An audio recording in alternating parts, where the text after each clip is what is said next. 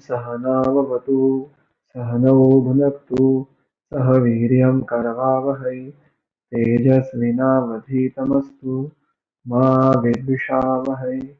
ओम शांति शांति शांति।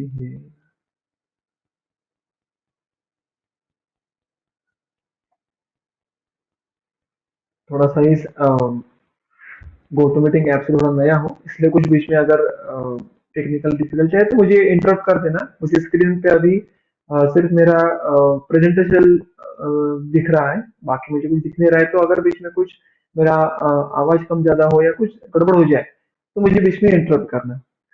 सर्वप्रथम मैं टीम आयुर्पीडिया का धन्यवाद कहना चाहता हूँ। उन्होंने उनके जो बहुत ही अच्छे विषयों को लेकर जो उनकी व्याख्यान श्रृंखला चालू है, उन्होंने मुझे फिर एक बार यहाँ पे आपके सामने हमारा विषय रखने के लिए एक संधि प्रदान की है, उसके लिए मैं उनका धन्यवाद देना चाहता हूँ।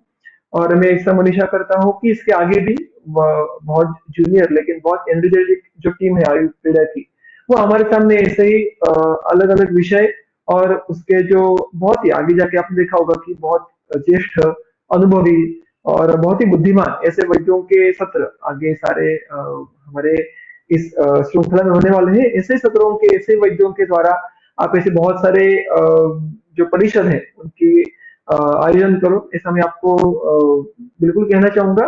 और जो हमारे ये कल्प कल्पांतर इस श्रृंखला का आज आरंभ है, जो हमारा सबसे पहला विषय है वो है काष्ठौषधि विचार। मैंने उसका नामकरण थोड़ा अलग किया है क्योंकि काष्ठौषधि ये शब्द अभी आजकल के हमारे भाषा में रूढ़ है। वैसे देखने के लिए जाए तो काष्ठौषधि यानी चरक सूत्रस्थान के पहले अध्याय में ग्रंथ में उन्होंने द्रव्यों का 3 प्रकार में विभाजन किया है, और उसमें औद्भिद द्रव्य जिसको हम फिलहाल के जो भाषा है परिभाषा है उनमें हम उनको वनस्पति द्रव्य कहते हैं, या इसको हम हर्ब्स या हर्बल ओरिजिन के मेडिसिन ऐसा कहते हैं।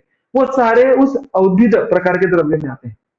और अगर आप देखें तो जो सीरीज है वो कल्पों के बारे में मुख्यत्व है, और आगे जाके रसकल्प, भस्म, सिर्फ जो औषधि चूर्णों का मिश्रण, ये इतने सारे वैविध्य आपको आगे देखने के लिए मिलने वाले हैं। लेकिन अगर आप ध्यान से देखें तो कोई भी कल्प हो, फिर वो सिद्धवृत हो, मामूली सा कोई चूर्ण हो, उसके मूलभूत जो कि उसकी घटना होती है, घटक द्रव्य होते हैं, वो वनस्पति द्रव्यों के बिना आगे जाते नहीं, ऐसा देखने के लिए मिलता है। कोई भी कल्प ले लो, आपको अगर मानो सिर्फ भस्म भी लेना है, एक अकेला भस्म, सुवर्ण भस्म होगा, अभ्रक भस्म होगा, तो उसमें आपको शोधन, मारण, इनके लिए जो भी अलग अलग संस्कार है उनमें आपको वनस्पति द्रव्यों का समावेश करना आवश्यक ही होता है। तो ऐसा शायद ही कोई उदाहरण होगा कि जहाँ पे वनस्पति द्रव्यों का उपयोग ना हो। और इसलिए पूर्वापार बहुत मतलब आप चरक संहिता, सुश्रुत संहिता जो हमारे पास उपलब्ध जो सबसे पुराने ऐसे जो आर्ष ग्रंथ है, उन संदर्भों से लेकर आज तक हमारा जो प्रायः अधिकांश व्यवहार होता है वो वनस्पति के द्रव्यों के आधार पर होता है ना। आप भी, आप में से कुछ विद्यार्थी होंगे, कुछ वैद्य भी होंगे, वो सारे हम आपके जो चिकित्सालयों में है आपने जरूर देखा होगा कि ज्यादातर जो भेषज है वो हमारे वनस्पतियों के द्वारा जो निर्मित हुई होते हैं। फिर उनमें अलग अलग कषाय कल्पनाएं होंगी, चूर्ण, क्वाथ एंड सो ऑन। लेकिन उसमें से जो हम कहेंगे कि उसका बेस है वो है वनस्पति द्रव्य। और जब तक हम इन वनस्पति द्रव्यों का आकलन अच्छे से करने का प्रयास नहीं करते, तब तक उन वनस्पति द्रव्यों के आधार पर जो भी कल्प है आगे बहुत सारे हजारों, उनका जजमेंट आना ये असंभव है। क्योंकि वो पूरी एक संयोग है, एक टीम है, और टीम के हर एक प्लेयर के बारे में जब तक हम अच्छे से जान नहीं लेते तब तक उस टीम का पूरा अंदाजा लेना ये मानो ना असंभव के बराबर है। और इसीलिए जो सबसे पहला ये श्रृंखला का ये सत्र है, जो व्याख्यान है, उन्होंने एक बहुत ही अच्छे विषय मुझे दिया कि काष्ठौषधि यानी मैंने जिसको यहाँ पे लिखा है कि वनस्पति द्रव्यों का अध्ययन करें, और वो भी मुख्यत्वे एक सिंगल ऐसे वनस्पति का अध्ययन करने के क्या पद्धतियां हो सकती है। देखिए ऐसे देखने के लिए जाए तो बहुत सारी पद्धतियां, मुझे अभी आप में से प्रथम द्वितीय तृतीय वर्ष के भी शायद यहाँ पे विद्यार्थी होंगे, और मुझसे कई ज्यादा अनुभव होने वाले भी शायद वैद्य होंगे। हर एक ने वनस्पतियों के बारे में कुछ अंश तक बिल्कुल ज्ञान अभी तक प्राप्त किया होगा अलग अलग पद्धतियों से। फिर वो महाविद्यालयों में होगा, महाविद्यालयों के क्लासरूम्स में, हमारे टेक्स्ट बुक्स में से होगा, हमारे जो वही गुरुवर्य है, जो वहां से होगा, देखा होगा रुग्णों पे उपयोग करते समय। तो there can be an number of ways to learn a vanaspati dravya, है ना? तो हम सारे पद्धतियों का तो अध्ययन नहीं कर पाएंगे। तो ऐसी पद्धतियां कि जो आप में हर कोई, हमारे पास जो हमारे मूलभूत गुणोत्तरीय ग्रंथ है, उनके आधार पर कैसे कर पाएंगे, वो आज हम देखने का प्रयास करेंगे। क्योंकि अदरवाइज क्या होता है, मैंने जो यहाँ पे चित्र हमारे सामने आपके सामने जो रखा है, वो सबको भली भांति ज्ञात होगा कि कैसे एक बहुत बड़ा हाथी होता है, और हर कोई उसके बाद सिर्फ एक अवयव को छूकर उस हाथी के बारे में अंदाजा लगाने का प्रयास करता है। और इसलिए क्या होता है, फिर पार्शियल इंफॉर्मेशन हमें प्राप्त होती है, और उस पार्शियल इंफॉर्मेशन के आधार पर हम पूरी इंफॉर्मेशन को जज करने का प्रयास करते हैं। और ऑब्वियसली ये बात कैसे होती है, इसको कहेंगे अव्याप्ति। It is insufficient. हम पूरा जो सम्यक ज्ञान है वो प्राप्त नहीं कर पाते, क्योंकि हम कभी भी इस हाथी को नहीं देख पाते। और दुर्दैव से हम आप जो हमारी बुद्धि ग्रंथों के जो रचयिता है, आचार्य है, उनकी तुलना में अल्प स्वल्प है। तो उन्होंने जिस तरीके से इस हाथी नामक द्रव्य का पूरा सिंहावलोकन किया था, उसको इनसाइड आउट वो जानते थे, वैसा ज्ञान हम कर नहीं पाते दुर्दैव से। क्यों? क्योंकि ये सारे जो आप्त होके गए, जिन आप्तों ने इस सारे अच्छे अच्छे हमारे संहिताओं की रचना की, ग्रंथों की रचना की, वो कैसे हुआ करते थे, जैसे हमने चरक संहिता के तीसरे क्षणीय अध्याय में देखा है कि रजस्तमोभ्याम निर्मुक्तो तपोज्ञान बले नहीं है, ये शाम त्रिकालम अमलम ज्ञानम अव्याहतम सदा। इस प्रकार का ज्ञान उनको अव्याहत हुआ करता था। तो वो क्या लैब में बैठकर एक्सपेरिमेंट कर कर, या 30 रुग्णों पे ये मैसेज दिया, 30 रुग्णों में ये कुछ प्लासिबो दिया, ऐसा नहीं हुआ है अध्ययन। उन्होंने जो आप है, उन्होंने इन सारे द्रव्य के गुणों को, कर्मों को उनके योगज प्रत्यक्ष के द्वारा देखा है। तो यथावत है वैसे द्रव्यों को देखना, ये उनकी क्षमता थी।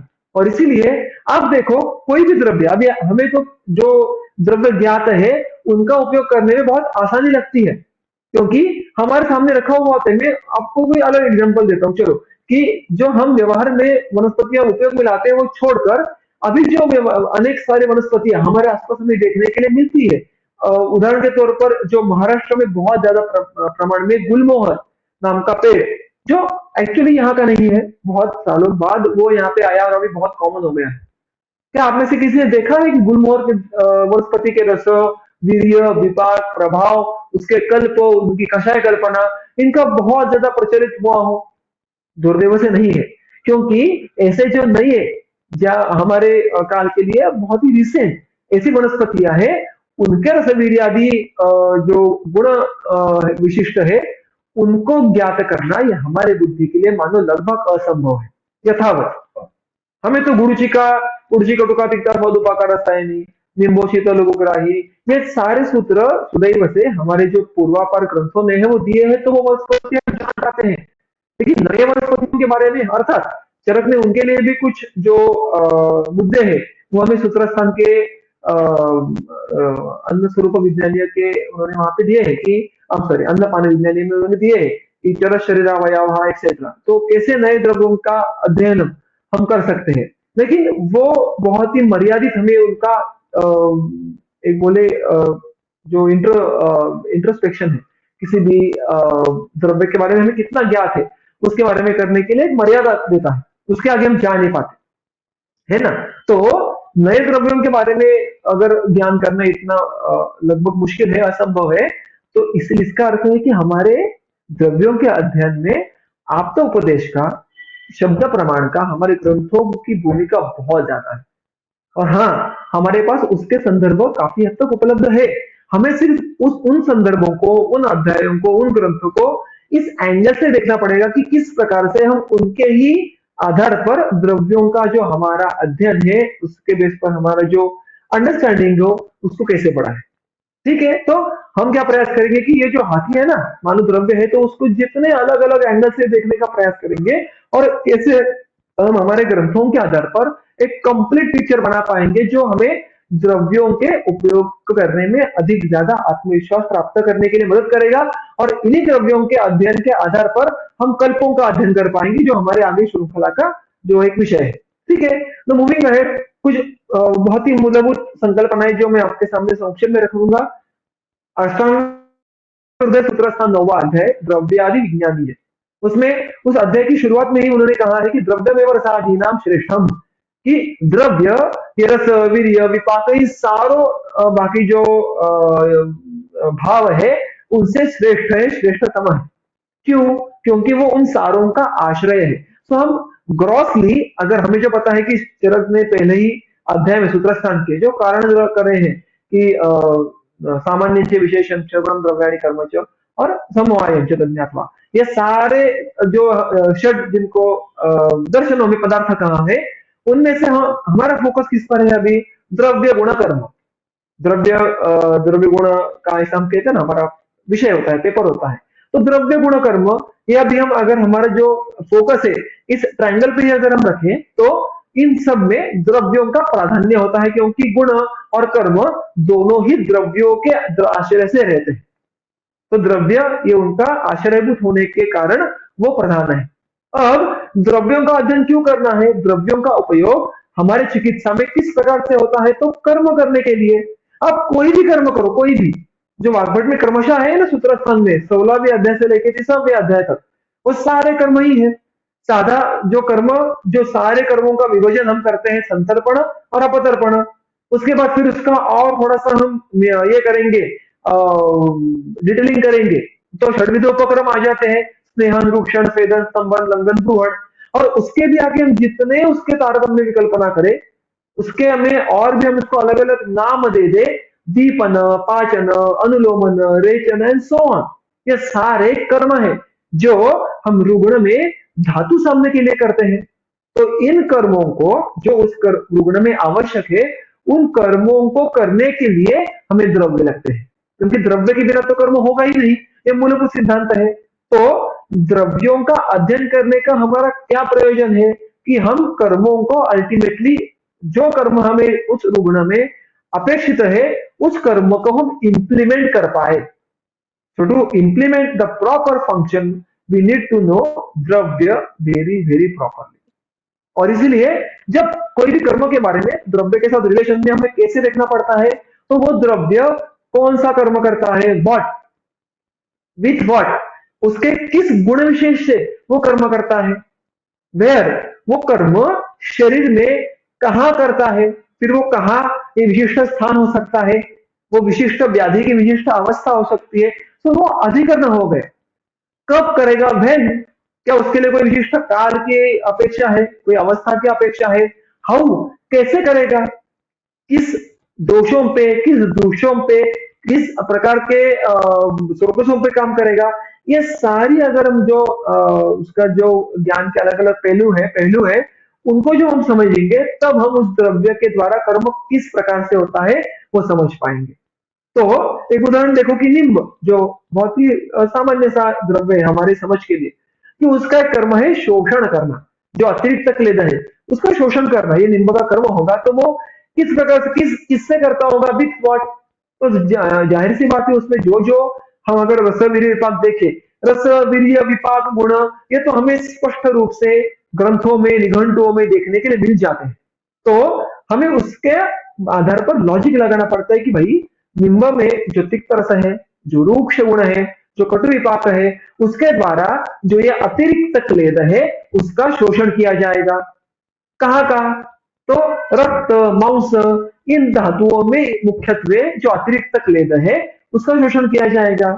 और ऐसे हमें अलग अलग उसकी जो उसके ज्ञान के पहलू है वो इकट्ठा करने पड़ते हैं, तो हम निम्ब का उपयोग कुष्ठ में कर पाते हैं। अन्यथा निम्ब वो तिक्त है, बस इतनी सी उसके ज्ञान के आधार पर, ज्ञान के अंश के आधार पर उसका यथावत उपयोग करना संभव नहीं होता है। और इसीलिए उसका कर्म करने से पहले हमें इन सारे प्रश्नों का उत्तर ढूंढना आवश्यक होता है। अब इसका ही थोड़ा एक और, अगर वनस्पति का या द्रव्य का देखो, अल्टीमेटली वनस्पति ये द्रव्य है। वैसे आप खनिज ले लो, जंगम ले लो, अल्टीमेटली आप अगर आप कोई कल्प विधिवत करो तो वो भी अंत में द्रव्य ही होता है। तो द्रव्य का अध्ययन करने के लिए पद्धतियां क्या होनी चाहिए, उसका बहुत ही सुंदर विवरण हमें चरक सूत्रस्थान अध्याय क्रमांक 26 यानी आत्रेय भद्र काव्य अध्याय के बारंबार उसके पठन से, उसकी सटीक अध्ययन से मिलता है। और ये it's an ongoing process, it's not as simple कि एक बार पढ़ लिया समझ आया। हमें उसके रिपीटेड रीडिंग लगते हैं, तो आप भी जरूर इस अध्याय को बार बार पढ़ने का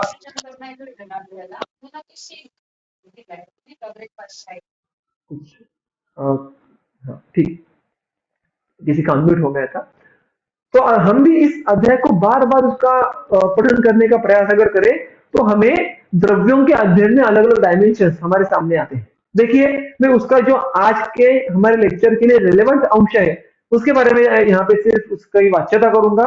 जो सूत्र क्रमांक 13 है, वो क्या कहते हैं देखो। इस पूरे सूत्र में उन्होंने बहुत ही अंदर आशय हमारे सामने रखा है। द्रव्याणि ही, द्रव्य ये कर्म करते हैं। तो किस प्रकार करते हैं, इसका एक बहुत सुंदर विश्लेषण इस पूरे सूत्र में आया है। मैं इसको संक्षेप में आपके सामने रखूंगा हमारे विषय को आगे लेके जाने के लिए। कि देखो, शुरुआत में ही वो कहते हैं, द्रव्याणि ही द्रव्य प्रभावात गुण प्रभावात द्रव्य गुण प्रभावाच्च तस्मिन् तस्मिन् काले तत्तत् अधिकरणम आसाद्य तांतां च युक्तिम अर्थम च तम तम अभिप्रेत्य यत् कुर्वन्ति तत्कर्म। और उसके आगे भी देखेंगे। तो जो शुरुआती पंक्ति में जो 3 शब्द हमारे लिए सबसे अधिक महत्वपूर्ण है, वो है The slides कि are not getting द्रव्य, shared, sir.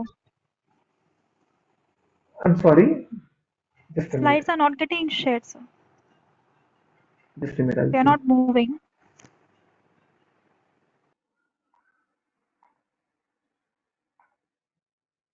अभी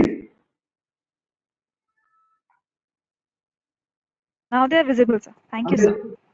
आई एम सॉरी।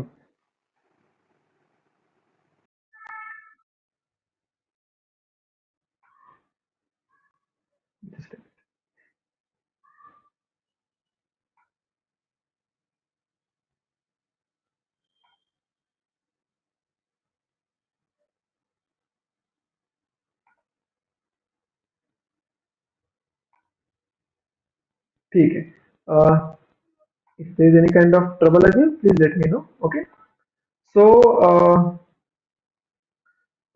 हम यहाँ पे देख रहे थे कि जो ये चरक सूत्र में उन्होंने कहा है कि द्रव्य प्रभाव, गुण प्रभाव और द्रव्य गुण प्रभाव, इन 3 साधनों के द्वारा वनस्पतियों के काम हो जाते हैं, कर्म कुर्वन्ति। तो जो कर्म करने के पीछे 3 पॉसिबल रीजन हो सकते हैं, और 3 है भी नहीं, उसमें 2 ही एस्पेक्ट है। कौन से? द्रव्य प्रभाव और गुण प्रभाव, और तीसरा जो एस्पेक्ट है वो है द्रव्य गुण प्रभाव टुगेदर। देखिए, शब्द बारीकी से देखिएगा, मैं आपको उसका आगे, हम उसी के बारे में पूरा सेशन उसके उदाहरण के साथ देखने वाले हैं, स्पष्ट हो जाएगा। तो उन्होंने द्रव्य और गुण इनको अलग अलग रखा है। यह द्रव्य का प्रभाव ये कुछ अलग बात है, गुण प्रभाव ये कुछ अलग बात है। वो दोनों इंडिपेंडेंटली कभी काम कर सकते हैं, और वो दोनों साथ में भी काम कर सकते हैं। और इनमें से एक या दोनों जब करे, जब वो उनका कर्म अभिव्यक्त करेंगे, तो हम ऐसा कहेंगे कि द्रव्य का काम हुआ। ठीक है ना? So if you have the proper knowledge of dravya and the proper knowledge of guna, then we will get the proper knowledge of the karma, that is the functionality, the possible actions by the that वनस्पति और any द्रव्य for that matter। तो देखिए, यहाँ पे इस गुण का अर्थ सिर्फ विषयी गुण नहीं है। ये गुण यानी हमने जो पदार्थ विज्ञान में सिखाए ना, द्रव्य, गुण और कर्म, यानी द्रव्य के आश्रय से जो जो रहते हैं, फिर उसमें विषयी गुण जो हमें व्यवहार में बहुत महत्वपूर्ण है ही, उसके साथ साथ रस, षड रस, जो 3 विभाग विपाक है, ये सारे उसके आश्रय से रहते हैं। ये गुण का यहाँ पे अर्थ है।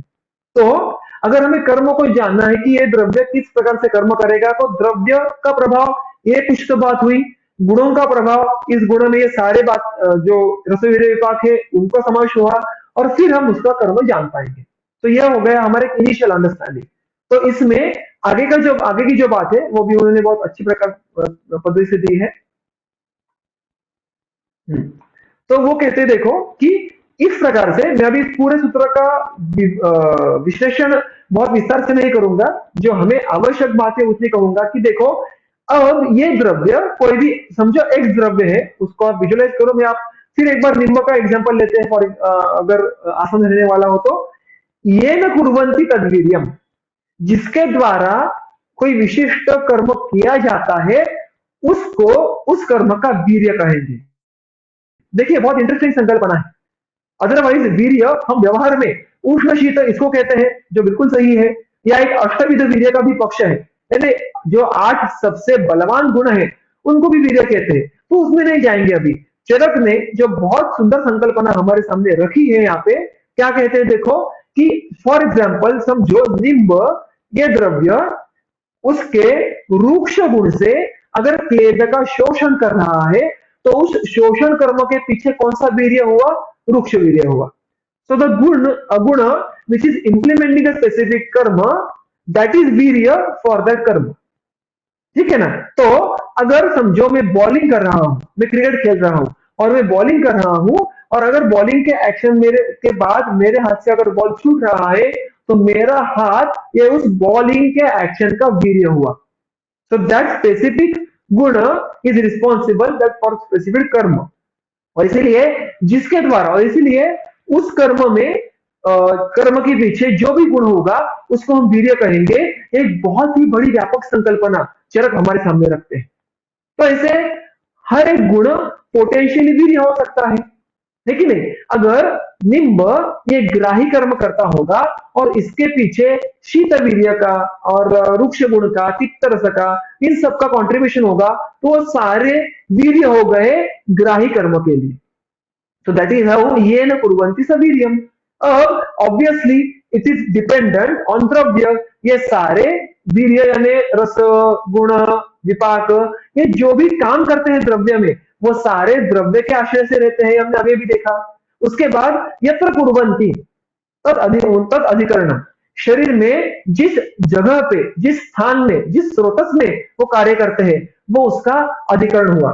तो इसको हम गामित्व, इस संकल्पना के द्वारा हम जानते हैं इसको। ये व्यवहारिक संज्ञा है इसकी, कि उस द्रव्य का कर्म शरीर में विशेषतः किस स्थान में होता है।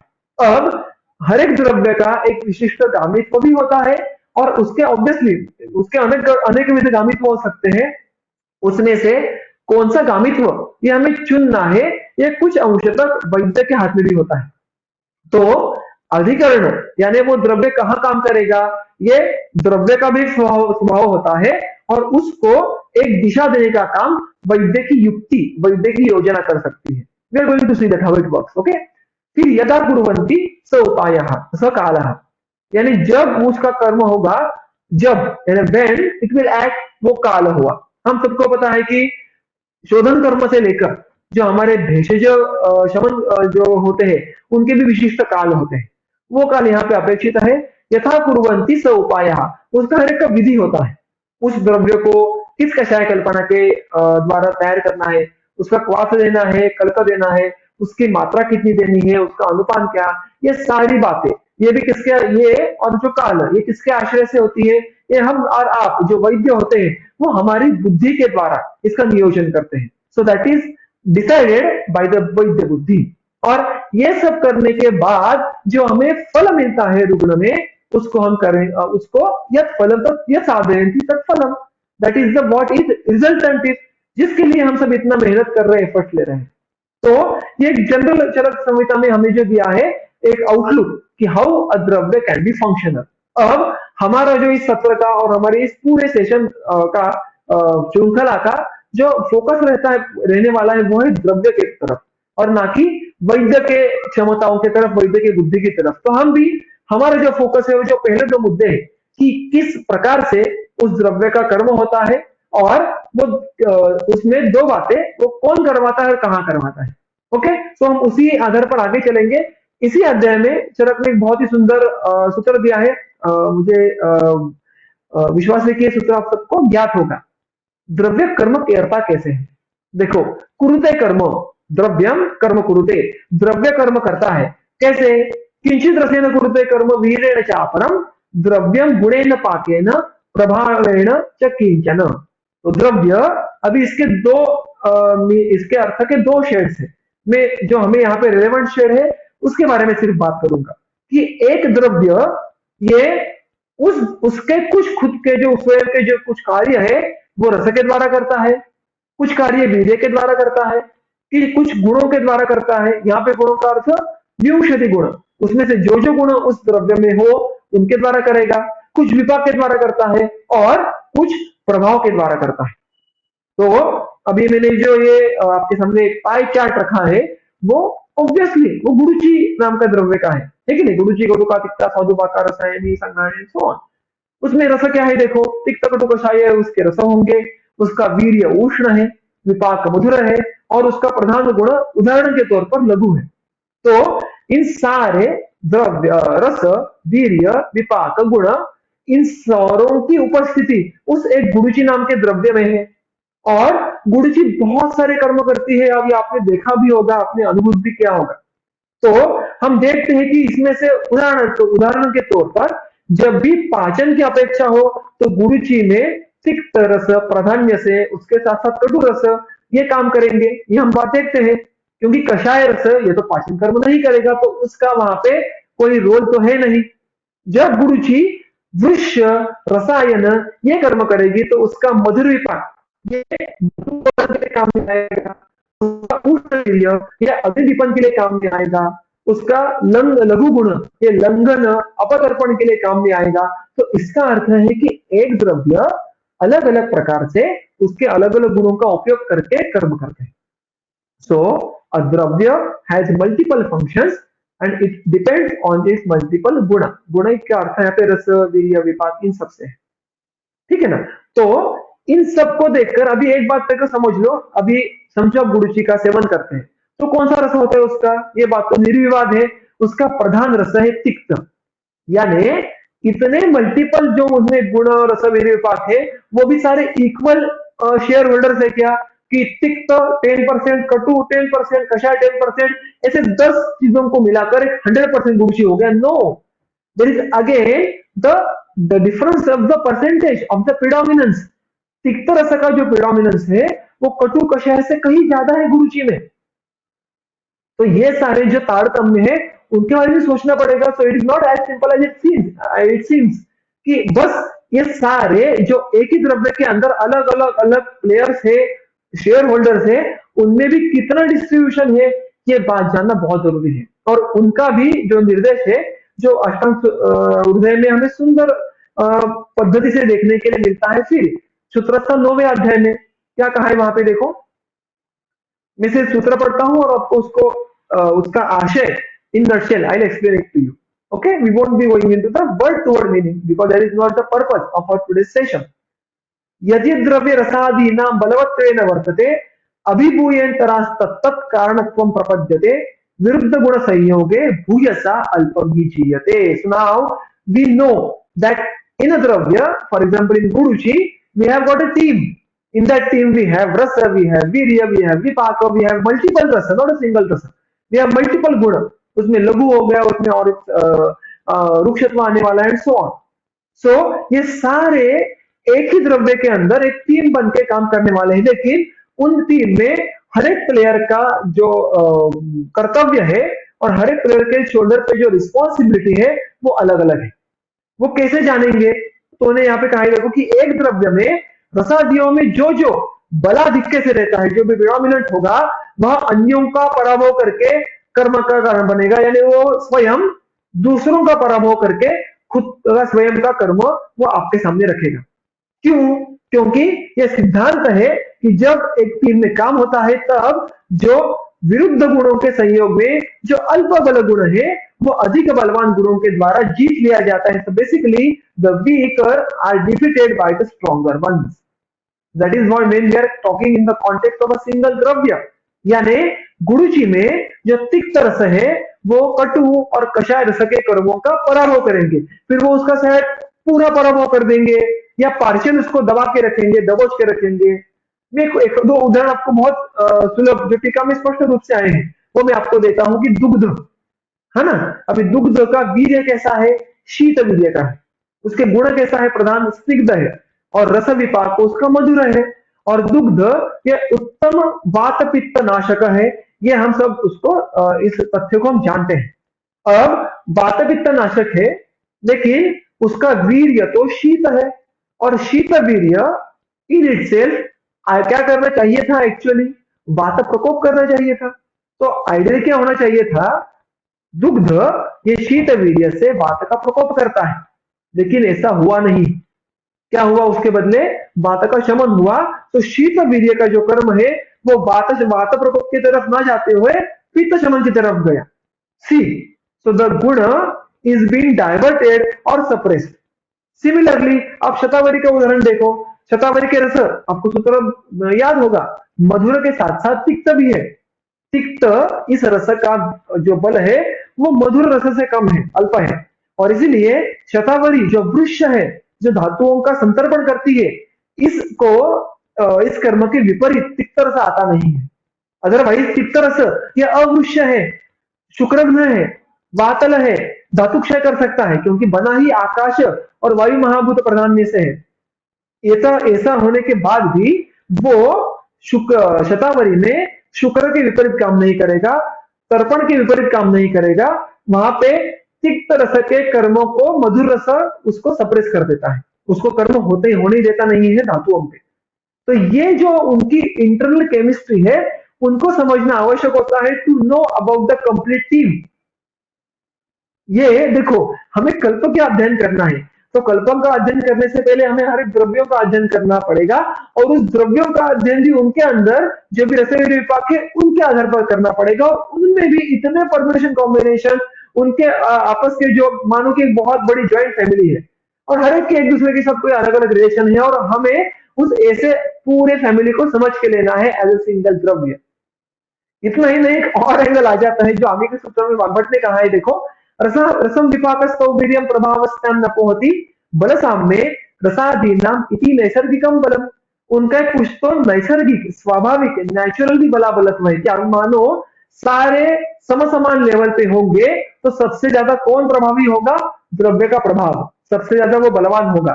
और आपको सारा सीक्वेंस पता है कि फिर उसके नीचे वीर्य आएगा, उसके नीचे विपाक आएगा, सो ऑन। लेकिन ये सारी थ्योरेटिकल बातें, एक जो प्रश्न मुझे पहले आता था, अभी भी कभी कभी जब ऐसा है कि ये सारा इतने सारे एस्पेक्ट्स का डायमेंशंस के एक साथ हमें बुद्धि में रखकर हम द्रव्य को देखें कैसे? हमारे बस की बात है ही नहीं वो। मैं आपको एक उदाहरण देता हूं, आगे यू विल अंडरस्टैंड इमीडिएटली। देखो, ये सारी बातें हमें सैद्धांतिक तौर पे समझना बिल्कुल मतलब आसान है। मैं आपको अगर इसमें और आधा पौना घंटा लेक्चर दे दूं तो आप ये पूरी संकल्पना समझ जाओगे। लेकिन when we have to apply that practically while studying a वनस्पति द्रव्य, हमें क्या करना पड़ता है? सी, मैंने आपके सामने उदाहरण रखा है। तिक्त, शीत, कटुविपाकी, रूक्ष, ये कॉमन जो फैक्टर्स है, ये कॉमन जो रसवीर विपाक है, वो रसगुण विपाक है, उसमें भी ये सारे जो जिन वनस्पतियों में कॉमन है, ऐसे मैंने कुछ चुनकर एक मानो 8 वनस्पतियों के प्रोफाइल्स, या आप कह सकते हैं कि वो पत्ते हैं कार्ड से, मैंने आपके समक्ष इस स्लाइड पे रखे हैं। वासा, निंब, कुटकी, चंदन, उशीर, मुस्ता, किराततिक्त, दुरालभा, इन सारे वनस्पतियों में जो स्ट्रॉन्गेस्ट कॉमन पॉइंट्स है वो कौन से है? सबका प्रधान रस तिक्त है, उसमें शायद कोई अनुरस या द्वितीयम रस विभिन्न होगा, लेकिन ये सारे प्राधान्य रूप से जब भी आप इनका सेवन करोगे, इनका आपके रसनेन्द्रिय से जब संयोग होगा तो जो सबसे पहले अभिव्यक्त होने वाला है वो है तिक्त रस। उनका सबका वीर्य कैसा है? शीत। उन सबका विपाक कैसा है? कटु। और इन सब के जो प्रधान गुण है वो रूक्ष है, लघु है, और फिर उसमें और कोई एकाध दुका अलग अलग गुण हो सकता है। तो अगर मुझे इन रस वीर्य विपाक गुण के बारे में अगर ज्ञान है, तो क्या मैं इन सारे द्रव्य जो सारे देखने के लिए ऑलमोस्ट एक जैसे लगते हैं, क्या एक जैसे काम करते हैं? अगर मेरे पास चंदन नहीं हो तो मैं क्या कुटकी का उपयोग कर पाऊंगा? अगर मेरे पास खीरा तिक्त नहीं हो कि मैं उसके बजाय एग्जैक्टली आइडियल रिप्लेसमेंट के तौर पर बासा का उपयोग कर पाऊंगा? मुझे कुष्ठ में नींब का उपयोग करना है लेकिन मेरे पास नींब नहीं है, क्या मैं उसके बजाय दुर्लभ का उपयोग कर पाऊंगा? मुझे पता है कि सबका उत्तर ना, इस प्रकार से होने वाला है। So in spite of being so many common trades, they are not completely replaceable by each other. हम एक के बजाय दूसरा उपयोग में नहीं ला पाएंगे। ऐसा क्यों है? तो इसका उत्तर हमें शुरुआती उत्तर, और वही हमारा जो आज का जो मेन फोकस होने वाला है वो इसी विषय पे होने वाला है कि इसका ये जो डिफरेंशिएशन है वो हम करें कैसे। कि मानो ऐसी 8 वनस्पति हमारे सामने आई और हमें हर एक वनस्पति का एग्जैक्ट फंक्शन अगर समझ के लेना है, फिर हम उसमें से सही वनस्पति का गुण में चयन करें। इस प्रकार का अध्ययन हम करें कैसे, इस प्रकार की समझ हम लाए कैसे, ये आज आपको और समझाने का मेरा प्रयास होने वाला है। और इसके लिए मैं इसमें से कुछ गिने चुने उदाहरण आपको सिद्धांतों के साथ साथ समझाने का प्रयास करने वाला हूं। तो देखिए, जो इसकी शुरुआत करेंगे, जो मेरा बहुत ही एक सुंदर सूत्र है, शुरुआत ही है भाव प्रकाश निघंटु की जो सबसे पहली वनस्पति है वो है हरितकी। और उस हरितकी में जो भाव प्रकाश एक बहुत ही सुंदर सूत्र लिखते हैं। एक मिनट।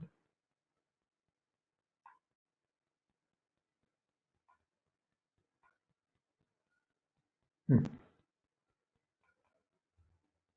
क्या है सूत्र देखो। स्वादुतिक्त कषायत्वात् पित्तरुत् कफरुत्तुषा कटुतिक्त कषायत्वात् अम्लत्वात् वातरुत् शिवा पित्तकृत कटुकाम्लत्वात् वातकृत न कथम शिवा प्रभावात् दोष अंतृत्वम सिद्धम यत्तत् प्रकाश्यते। अब हम सबको पता है कि हरितकी पंचरसा तोरा परम, ये सारे अलवणा तोरा परम, तो हरितकीय पंचरसात्मक है, उसका वीर्य उष्ण है, उसका विपाक मधुर है। तो हम ये भी बात बिल्कुल उससे हमें वो तथ्य ज्ञात है कि हरितकीय त्रिदोष अग्नि है। किस प्रकार से त्रिदोष अग्नि है, तो भाव प्रकाश में निघंटु में कहते हैं भाव मिश्र जी, मधुर तिक्त कषाय, इन रसों से वो पित्त हरत्व का कर्म करती है। कटुतिक्त कषाय इस रसों के द्वारा वो कफहरत्व का कर्म करती है। और अम्ल रस के द्वारा वो वात हरत्व का कर्म करती है। लेकिन ये निश्चय हुआ कैसे, ये किसने निर्णय लिया कि मधुर तिक्त कषाय रसों ने पित्तहर का ही कर्म करना है। ऐसा क्यों नहीं हुआ, क्या नहीं हुआ। कटु अम्ल इन रसों से पित्त प्रकोप भी तो हो सकता था, है ना। हम सबको पता है कि कटु अम्ल और लवण ये रस पित्त वृद्धि पित्त प्रकोप का कर्म करेंगे।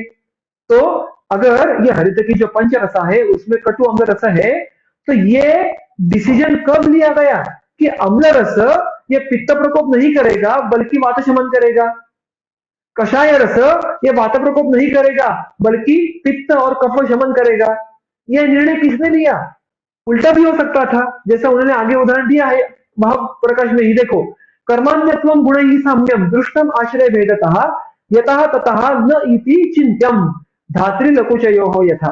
और एक उदाहरण देखिएगा, क्या धात्री यानी आमलकी और लकुच, लकुच नाम का जो फल है वो फल वर्ग में सबसे हीन कहाँ है, सबसे निकृष्ट। और आमलकी वयस्थापना नाम श्रेष्ठ, रसायन द्रव्य में सबसे श्रेष्ठ किसे कहा है, आमलकी। दोनों द्रव्य अम्ल रसात्मक है। अब प्राय अम्ल रस देखे तो वो अगर उसका जो लकुच में अम्लत्व है उसका शरीर पे परिणाम कैसे होता है, वो रक्त मांस की दृष्टि करेगा, कफ पित्त को बढ़ाएगा। और वही अम्ल रस आमलकी में यह सारे दुष्परिणाम नहीं दिखाता है शरीर पे, उल्टा वो बात का अनुलोमन करता है। तो अम्ल रस वही, लेकिन वो किसके आश्रय से रह रहा है उस पर उसका आगे कर्म कहां पे कैसे होने वाला है ये निश्चय होने वाला है। और इसलिए ऊपर भी देखो आप, उन्होंने क्या कहा है, प्रभाव दोष हंतृत्वम सिद्धम, यानी प्रभाव, ये कौन सा प्रभाव है, यही हम जो बात कर रहे थे वो द्रव्य प्रभाव है।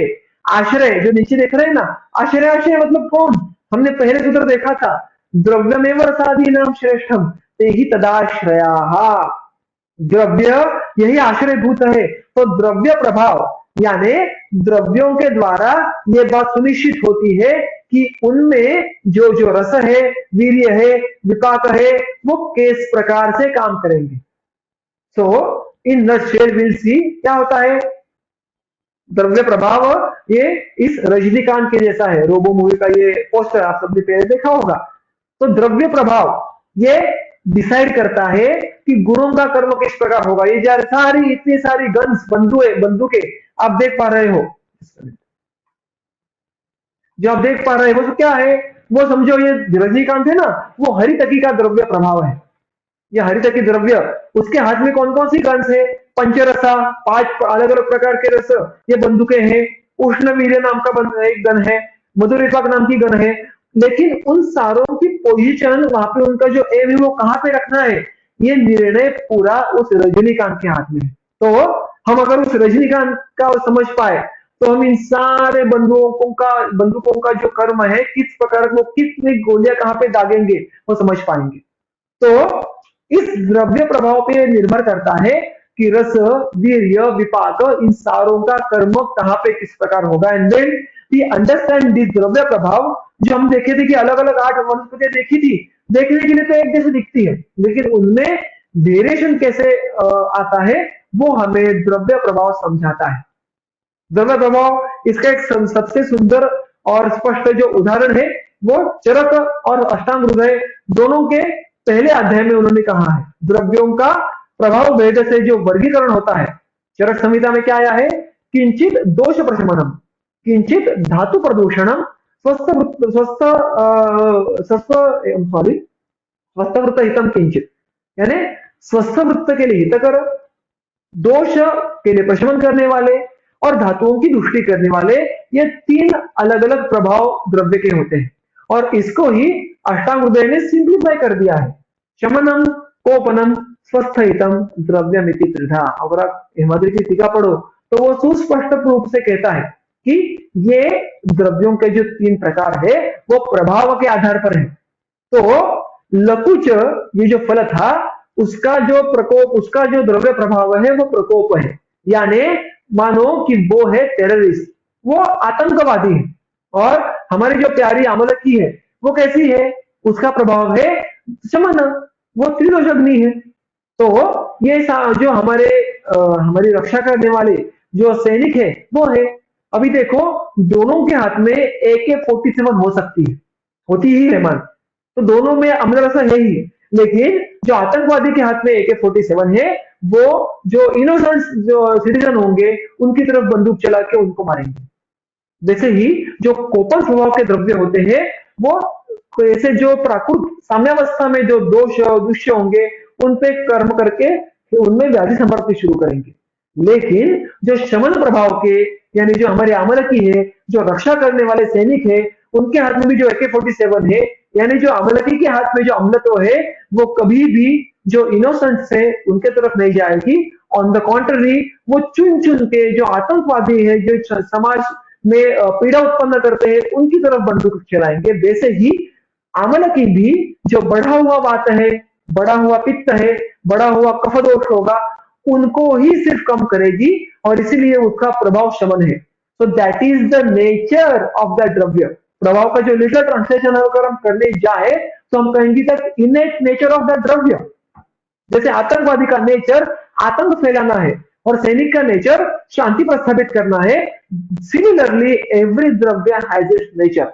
And if we get to know that, हमारे बहुत सारे प्रश्न आसान हो जाते हैं। तो वो जो पहला मुद्दा है कि किस दोष का शमन प्रकोप करेगा, दैट डिपेंड्स ऑन द द्रव्य, और कहां पर कार्य होगा। गामित्व ये भी उस द्रव्य पे निश्चित करता है कि उसको जाना कहां पे है। हम व्यवहार में कहते हैं ना कि भाई गुरु जी का गामित्व रक्त पे है, अस्थि पे है, मज्जा पे है, दैट मीन्स गुरु जी के काम का फोकस, इसका अर्थ वो अन्यत्र काम करेगी ही नहीं, ऐसा बिल्कुल नहीं। प्राधान्य तौर पर, प्राधान्यतः वो इन दृश्यों पे, इन स्थानों पे वो कर्म अच्छे करेगी। अगर हम इनको जान ले तो जो हमारे पास पहले दुविधा थी कि 8 द्रव्य, वो सिर्फ उदाहरण मात्र है कि एक जैसे दिखने के लिए है, और उन द्रव्यों में हमें अलग अलग उनका उपयोग करने के लिए किस प्रकार अध्ययन करना पड़ेगा, तो हमें उनके द्रव्यों के प्रभाव ढूंढने हैं। और अगर हम उस द्रव्य के प्रभाव को ढूंढ पाए तो हम उनका अलग अलग अवस्था में योग्य उपयोग कर पाएंगे, पिन पॉइंट प्रिसीजन के उसके द्वारा उनका उपयोग कर पाएंगे। तो चलो हम उसका कोई उदाहरण देख लेते हैं, क्योंकि हर एक वनस्पति को देखना तो हमारी लोगों का पूरा जीवन व्यतीत हुआ दुर्गुण का अध्ययन करते फिर भी वो सफिशिएंट नहीं है, तो हमें तो आधा 1 घंटा कैसे काम में आएगा। तो हम कुछ उसके मैंने अभी आपके सामने रखे उसमें से उदाहरण उनको थोड़ा एलाबोरेट करेंगे with exam, with the siddhanta, और will try to understand how to study a dravya to understand its precise functionality. Okay, moving ahead. देखो सबसे पहले हम देखेंगे वासा का प्रोफाइल।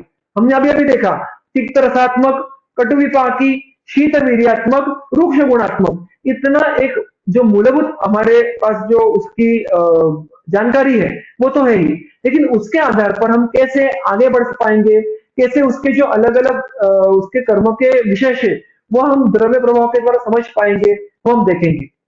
तो मैंने देखो इसके आगे जो भी दो तीन द्रव्य मैंने उनका चयन किया है, उनका एक उदाहरण के तौर पर आपके सामने रखना है।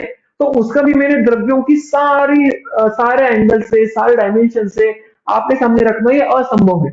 इतना ज्ञान तो मुझे भी नहीं है, उतना हमारे पास काल भी नहीं है।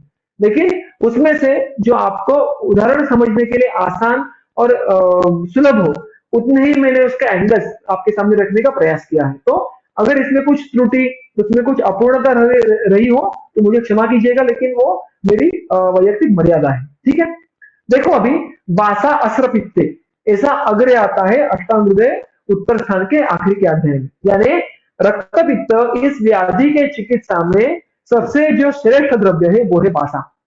अब अग्रय या श्रेष्ठ द्रव्य किसको कहेंगे?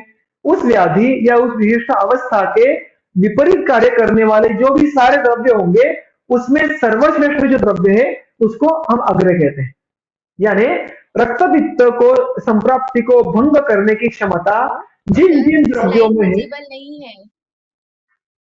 सॉरी, नहीं विजिबल, आपको वास्तव की स्लाइड नहीं दिख रही? मेरा तो स्क्रीन शेयर हो रहा है। अभी दिख रही है सर। ओके फाइन, ठीक है। तो वासा अस्रपित्त, तो वासा को अस्रपित्त में कह रहा था कि रक्तपित्त में वो अग्रय है, और रक्तपित्त में अग्रय मतलब रक्तपित्त इस संप्राप्ति को भंग करने वाले जितने भी द्रव्य है, इन सारे द्रव्यों में जो सर्वश्रेष्ठ है वो वासा है। तो अगर वासा रक्तपित्त को ठीक करने में सर्वश्रेष्ठ है, इसका अर्थ क्या है कि उसको रक्तपित्त में जो भी दोष है, जो भी दुष्ट है, उनकी जिस प्रकार की भी संप्राप्ति है, इन सारे पहलुओं पे वो काम एक साथ कर पाएगी, वो उसकी क्षमता है, उसकी बिना वो श्रेष्ठ कैसे होगी?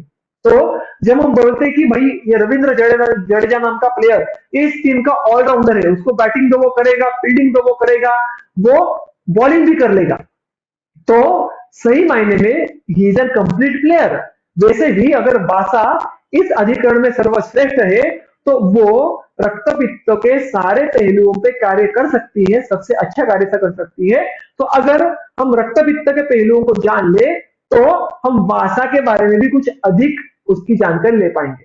किस प्रकार से? देखो, रक्तपित्त के मैंने कुछ यहाँ पे जो उपयुक्त अंश है उसके सूत्र हमारे सामने रखे हैं। पहला मुद्दा, तस्य उष्णं तीक्ष्णं अम्लं च कटुनि लवणानि च घर्मस्य अन्नविदाहश्च हेतुः पूर्वं निदर्शितः। तो ये सारे उन्होंने नटशेल में हेतु दिए हैं रक्तपित्त के व्याधि के। उसमें अगर आप बारीकी से देखो, रक्तपित्त के पित्त प्रकोप में कौन से गुणों का ज्यादा समावेश होता है, तो वैसे देखने के लिए जाए तो पित्त के बहुत सारे व्याधि है। विसर्प ले लो, रक्तपित्त ले लो, रक्त प्रदर ले लो, दे कैन बी वेरियस व्याधि।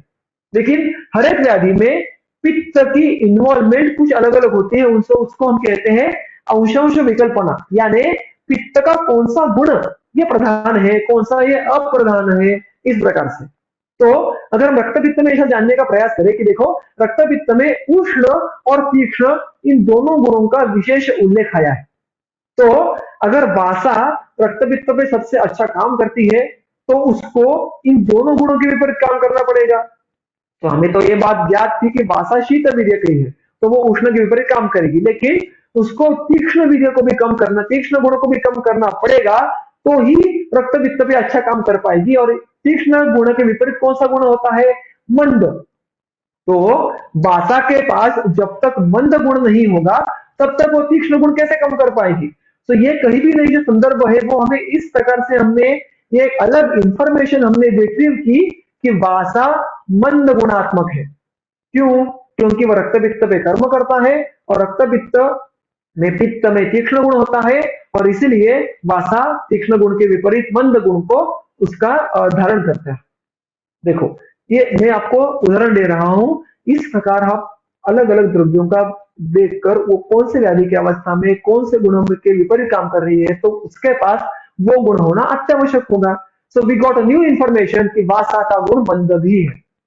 उसके आगे देखो, उन्होंने क्या कहा है कि उसमें तस्योष्मणा द्रवो धातु धातो धातो प्रसुच्यते सिद्धते तेन समृद्धि भूया सदभिगच्छति। तो संप्राप्ति में क्या होता है कि इतना औष्ण्य होता है उस पित्त में जो रक्त में मिश्रित हुआ है कि वो अन्य आसपास जो अलग अलग धातु है उनका स्वेदन करके उनमें जो जो भी द्रव द्रव भाग है वो खुद में इकट्ठा करता है और उनके द्रव भाग से उसका प्रमाण और बढ़ जाता है।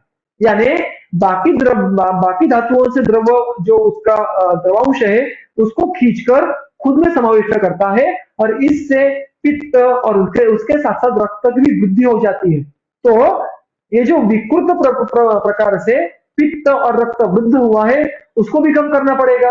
यानी जो अतिरिक्त द्रव अंश बढ़ा है उसको भी कम करना पड़ेगा। तो उसके लिए हमें शोषण कर्म की अपेक्षा होगी, वो कर्म भी वासव को करना ही पड़ेगा because it is the most significant द्रव्य। So now we get to know that if Vasa is the best medicine for रक्त पित्त, वो द्रव शोषण का काम भी करती होगी, isn't it? So we got one more input about Vasa. And moving ahead, अगर आप चरक चिकित्सा का चौथा अध्याय देखो तो वहां पे उन्होंने इस रक्त व स्रोतस के मूल स्थानों का फिर एक बार वहां पे उल्लेख किया है कि रक्त पित्त का जो मूल होते हैं वो रक्त व स्रोतस और विशेषतः उसके भी मूल। Am I not audible? मेरा माइक चालू है, मेरा आवाज आ रहा है नहीं आ रहा है? ऑडिबल सर, Yes, बिल्कुल। yes, sir, audible. Okay, because sorry मुझे चैट में आया वॉइस नहीं है इसलिए फाइन, सॉरी। तो अगर यहाँ पे उन्होंने वहां पे वर्णन किया है कि रक्त पित्त का मूल यकृत और प्लीहा जो भी रक्त व स्रोतस के मूल स्थान है उनमें होता है। तो अगर मुझे रक्त पित्त का समूल उच्चाटन करना होगा तो मुझे उसको जड़ से उखाड़ना होगा। तो उसकी जड़ें कहाँ पे है? यकृत और प्लीहा में। तो जब तक वासा वहां पे कार्य नहीं करेगा तब तक रक्त पित्त ठीक कैसे करेगा? So I got one more input कि रक्त व स्रोतस में तो वासा का गामित्व है ही, स्टेप अहेड वासा का गामित्व स्पेशली यकृत प्लीहा में भी है। So this all information which is not given in so many words, ऐसा डायरेक्ट कहीं पे संदर्भ या इन इस प्रकार की रचना कहीं देखने के लिए मिलेगी नहीं, लेकिन चरक से हमारे जो पास सबके पास जो ग्रंथ है उसमें ये जो संदर्भ है उन संदर्भों से हमें ये डिकोड करना पड़ेगा कि वासा के सारे कार्य है। ठीक है, this is not it, will move ahead. देखो और कैसे वासा के बारे में हम जानकारी पा सकते हैं। अब देखो ये सारे आपको मैंने उदाहरण दिया है कि वासा घृत रक्त पित्त में आया है और उसमें सिर्फ वासा है। यानी जो जो बहुत वृद्ध वैद्य परंपरा में ये बात बहुत क्या शेयर की जाती थी कि किसी भी वनस्पति का अध्ययन करने के कुछ तरीकों में से एक बहुत आसान महत्वपूर्ण तरीका कि उस वनस्पति के एकल प्रयोग कहाँ कहाँ पे आए हैं उनको देखो ग्रंथों में, क्योंकि जो हमारे बृहत त्रयी है चरक संहिता सुश्रुत संहिता और वाग्भट के दोनों ग्रंथ वो सबसे ज्यादा आप्त है। सबसे ज्यादा मतलब they are the top most, उनमें उनके अगर विरुद्ध कोई भी बात जाती होगी तो वो हमारे शास्त्र के विरुद्ध है, क्योंकि वो हमारे लिए सर्वश्रेष्ठ ऑथेंटिक मोस्ट ऐसे संदर्भ है। तो अगर हम ऐसे मोस्ट ऑथेंटिक संदर्भों में से अगर द्रव्यों का अध्ययन कर पाए तो हमें द्रव्यों का जो बोले वो कंप्लीटली करेक्ट ऐसा अंडरस्टैंडिंग हमें होगा।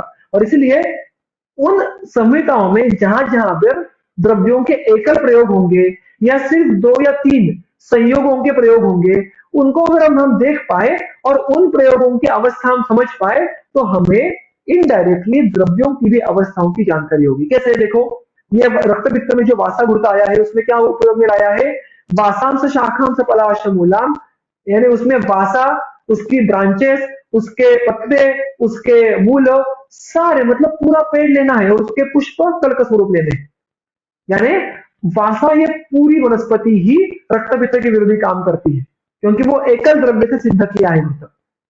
अब ना मूविंग अहेड, आगे का अध्याय गुल्म है, उसमें पित्तज गुल्म में उन्होंने मुख्यत्वे मूल का उपयोग करके क्या कहा है? देखो स्वक्षोदनम पित्त गुल्मनुत, यानी गुल्म ये एक और अधिकरण आया जहां पे वासा का एकल प्रयोग किया है घृत के सिद्ध के लिए और उसकी फलश्रुति सिर्फ गुल्म तक नहीं है। उसकी फलश्रुति सिर्फ गुल्म तक नहीं है, तो उसमें उन्होंने क्या क्या कहा है देखो। रक्त, पित्त, ज्वर, श्वास, काश और हृदरोग, यानी एकल भाषा का प्रयोग। किसी का माइक ऑन है, कृपया कृपया अनम्यूट कीजिएगा, तो डिस्टर्बेंस आ जाएगा। मनुष्य ने छोड़ दिया तो आप में समझो कि हमें सॉरी,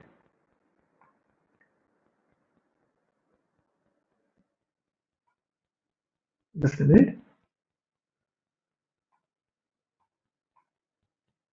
ठीक, तो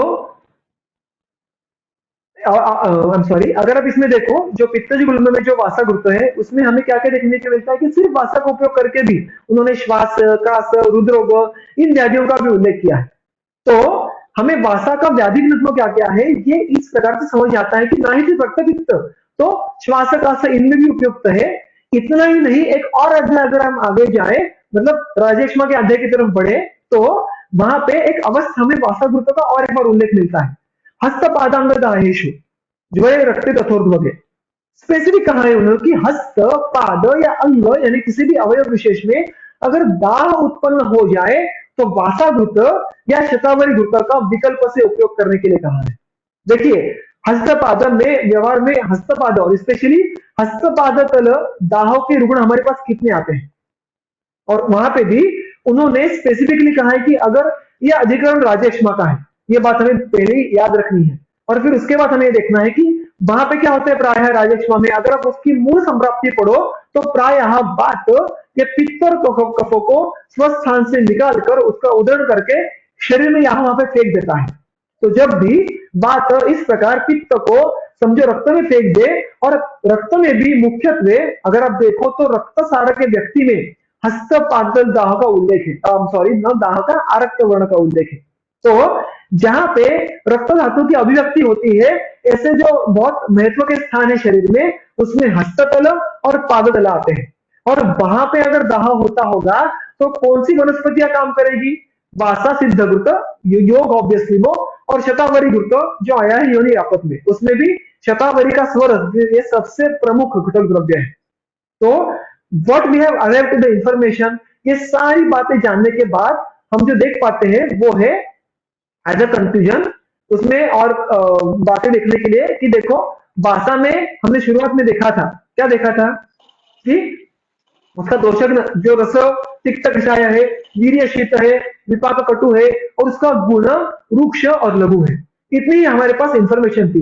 लेकिन जब हमने ग्रंथोक्त संदर्भ देखे तो हमें ये बात समझ में आई कि उसका दोषक घनत्व पित्त है। पित्त में भी मुख्यत्वे उष्ण गुण, तीक्ष्ण गुण, द्रव गुण और स्निग्ध गुण। अब स्निग्ध गुण ये बात समझ में कैसे आई? उसके लिए हमारे पास एक और बहुत ही महत्वपूर्ण और मेरा बहुत ही प्रिय ऐसा एक इनपुट है, जो है वनस्पति के पर्याय नाम। देखो, वनस्पति के पर्याय नाम हम जनरली बहुत कैजुअल लेते हैं क्योंकि उनको एग्जाम में बहुत वेटेज नहीं होता। हमें लगता है कि जस्ट एंड लिटरली या साहित्य के तौर पर उन्होंने बहुत उसका विस्तार किया है। मैं यहाँ पे आपको कुछ उदाहरण दूंगा। Slides not visible. Slides are not visible. I don't know, मेरे पास अभी विजिबल है? Visible, visible, visible. ओके, तो देखो मैंने यहाँ पे आपके सामने कुछ वनस्पतियों का पर्याय नाम, यह और एक बड़ा लेक्चर का टॉपिक हो सकता है। मैंने हमारे आज के विषय के लिए सिर्फ कुछ उदाहरण के तौर पर यहाँ पे पर्याय नाम लिखे हैं। देखो, कफहा, वासा का पर्याय नाम क्या है? कफहा, हा यानी विनाश करने वाली। तो हमें वासा का पित्तग्नि तो पता होता है, लेकिन वासा कफग्नि भी है, यह हमें उसके पर्याय नाम से तथ्य अंडरलाइन होता है। दंत सत्व प्रदायी, कितना पिक्युलर परिणाम है देखो, यानी दंत के स्वास्थ्य के लिए उपयुक्त। तो again it is told that Vasa has Gamit on दंत एज वेल। उसके आगे जाकर देखो, वसादनी, अदन यानी खाना, वसा को खाने वाली, इसका अर्थ है कि शरीर में जो भी अतिरिक्त वसा, वसा यानी शुद्ध मांस से यहाँ स्नेह, सा वसा परिकीर्तिता, जो अतिरिक्त मांस का स्नेह है उसका शोषण करने वाली। और रक्त मूत्रजित, रक्त के बारे में तो काफी हद तक हमने अभी तक देखा, लेकिन रक्त के साथ साथ मूत्र को भी जीतने वाली, यानी रक्त और मूत्र इनमें जो भी दुष्टि होगी उसको कम करने वाली। ये सारे भाषा के निघंटुओं में आए हुए पर्याय नाम है जो आपको भी उपलब्ध हो सकते हैं, लेकिन हम कभी उसकी तरफ ध्यान देते नहीं क्योंकि हमें पता ही नहीं था कि पर्याय नामों के द्वारा भी हम वनस्पतियों का ये सारा ज्ञान करवा के ले सकते हैं। Okay, now having all this information will come back to our summary कि हमने अभी देखा था कि वासा का प्रोफाइल क्या है, इस प्रकार का है, रस तिक्त शीतन वीर्य शीत एंड सो ऑन। और फिर हम देखेंगे कि उसका दोषक नत्व देखो कि पित्त का स्पेशली जब उष्ण तीक्ष्ण द्रव स्निग्ध गुण होगा, कफग्नि, लेकिन कफ में ऑब्वियसली कफ अगर शीत गुण से बढ़ा होगा तो वासा काम नहीं करेगा क्योंकि वासा खुद शीत है। तो कफ को कम करने का समय कब आएगा वासा में, जब वासा कफ स्निग्ध गुण या गुरु गुण से बढ़ा होगा, तब वासा स्वयं के रूक्ष गुण लघु गुण से कफ को कम करेगा। So we should know anshansha kalpana of dosha, anshansha kalpana of vyadhi, then we will able to know the dravya and avastha. दूसरों पे कार्य, अभी स्लाइड विजिबल है, I am taking a break क्योंकि ये स्लाइड इंपॉर्टेंट है दिखना। Are you getting to see all the points on this slide? दूसरों पे कार्य रक्त, is it visible to everyone? No, not visible. No, sir. Because I am not Yes, not अभी। visible. Okay. तो देखो, हाँ, तो दूसरों पे कार्य मैंने कहा वैसे कि कहाँ पे दुष्य पे आप कार्य कर पाएगा वो रक्त और रक्त व स्रोत, उसमें यकृत लिया, उसमें भी स्पेशली हस्तपाद तल। तो वासा का गामित्व हस्तपाद तल पे है। जिन लोगों को रक्त में पित्त का वर्धन हुआ है, उसमें आपको समझ लग रहा है कि कफ का अनुबंध है उसके हेतुओं में या अन्य लक्षणों में, तो वहां पे स्पेसिफिक किसी भी अन्य पित्त द्रव्य से ज्यादा कार्मुकत्व वासा होने वाली होगी।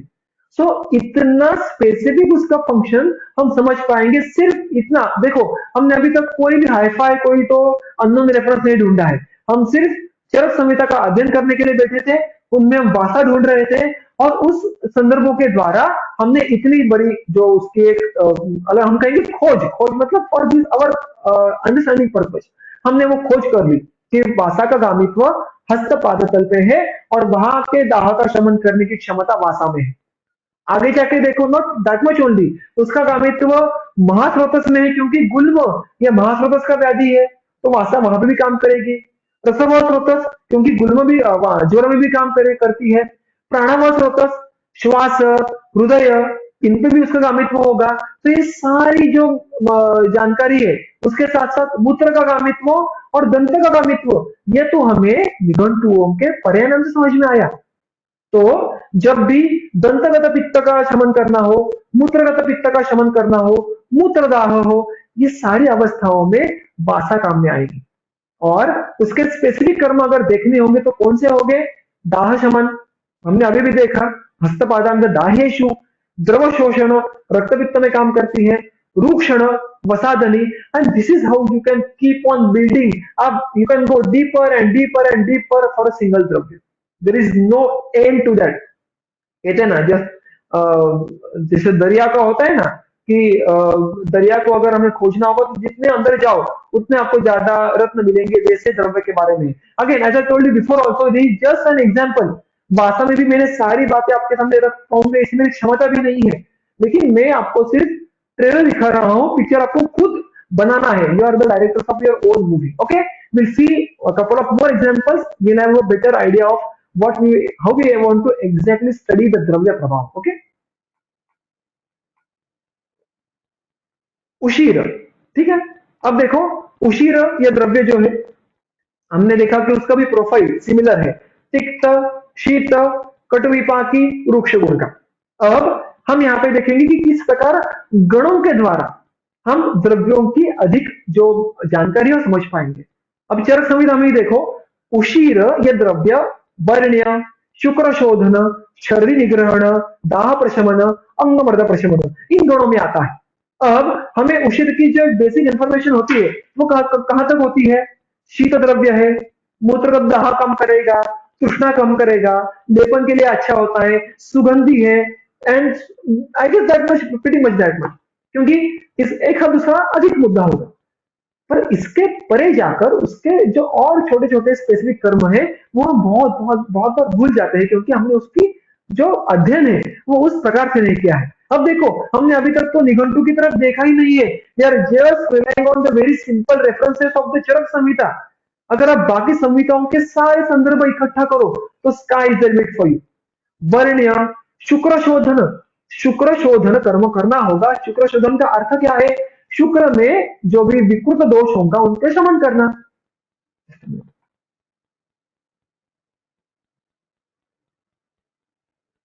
सॉरी, मुझे लगा ऑडियो में कुछ इशू है।